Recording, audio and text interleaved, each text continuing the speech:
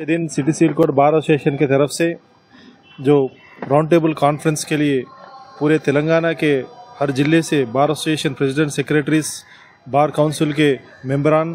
Vice chairman साहब और तमाम मेंबर हाजिर हुए हैं। वही सिलसिले में डिफरेंट पॉलिटिकल पार्टीज़ के भी लीगल सेल कन्वेनर्स, को कन्वेनर्स भी हाजिर हुए हैं। सबका सजेशन ये है कि एक ड्राफ्ट बिल बना के कमेटी बिठा के एक ड्राफ्ट बिल तैयार करके एडवोकेट प्रोटेक्शन एक्ट के लिए एक इमीडिएट एक्शन प्लान रेडी करके प्रपोजल्स ये राउंड टेबल में प्रपोजल्स दे रहे हैं। उसके हिसाब से स्टेट गवर्नमेंट को भी इत्तला कर रहे हैं कि ड्राफ्ट बिल को आने वाले सेशन में उसको बिल प्रवेश करके वो एक्ट बनाने के लिए सेंट्रल गवर्नमेंट और स्टेट गवर्नमेंट दोनों को भी प्रेशराइज करके तमाम एडवोकेट भी एक रेजोल्यूशन पास कर रहे हैं। वो सिलसिले में आज वाइस चेयरमैन साहब और मेंबर भी वही बात आगे बढ़ते हुए बार काउंसिल और एक तमाम तेलंगाना के एडवोकेट्स और सेक्रेटरीज का मीटिंग कॉल फॉर कर रहे हैं और उसका डेट और टाइम बहुत जल्दी वो बोलने वाले हैं। ये सिलसिले में पूरे एडवोकेट्स को मैं तेलंगाना के all bar association advocates presidents और सेक्रेटरीज को शुक्रगुजार हूँ कि ये प्रोग्राम आके सक्सेस करे और ये सिलसिले में उनका जो भी प्रपोजल्स और सजेशन से जल्दी एक प्रेस कॉन्फ्रेंस बुला के रोड मैप को अनाउंस करने वाले हैं। ये सिलसिले में थोड़े दूसरे प्रेसिडेंट्स भी जेएसी फॉर्मेशन के लिए और एक्शन प्लान के लिए भी सजेशंस दिए हैं। वो सिलसिले में एक इमीडिएट एक जॉइंट एक्शन कमेटी नहीं तो बार काउंसिल के इंस्ट्रक्शंस के ऊपर और एडवाइस के ऊपर आगे बढ़ के एक तमाम तेलंगाना के लिए एडवोकेट प्रोटेक्शन एक्ट को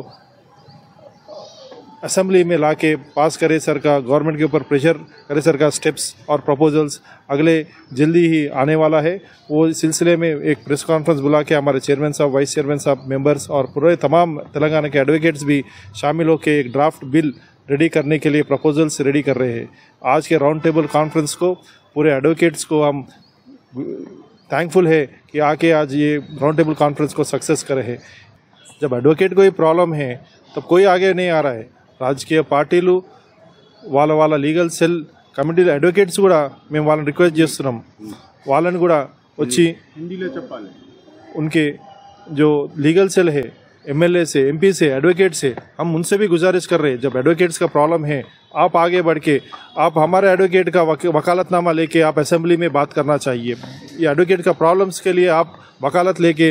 असेंबली में ये बिल आए सर का प्रवेश करके एक्ट को पास करे सर का हम तमाम हमारे एमएलए एमपीज़ को रिक्वेस्ट कर रहे हैं। जो सोशल एनजीओ से, डिफरेंट ऑर्गेनाइजेशन से जब आपका प्रॉब्लम्स आए एडवोकेट आगे खड़ के, आपका ह्यूमन राइट्स को प्रॉब्लम आए तो एडवोकेट्स आगे खड़ के आपका वकालतनामा लेके लड़ रहे हैं। जब एडवोकेट्स का प्रॉब्लम आए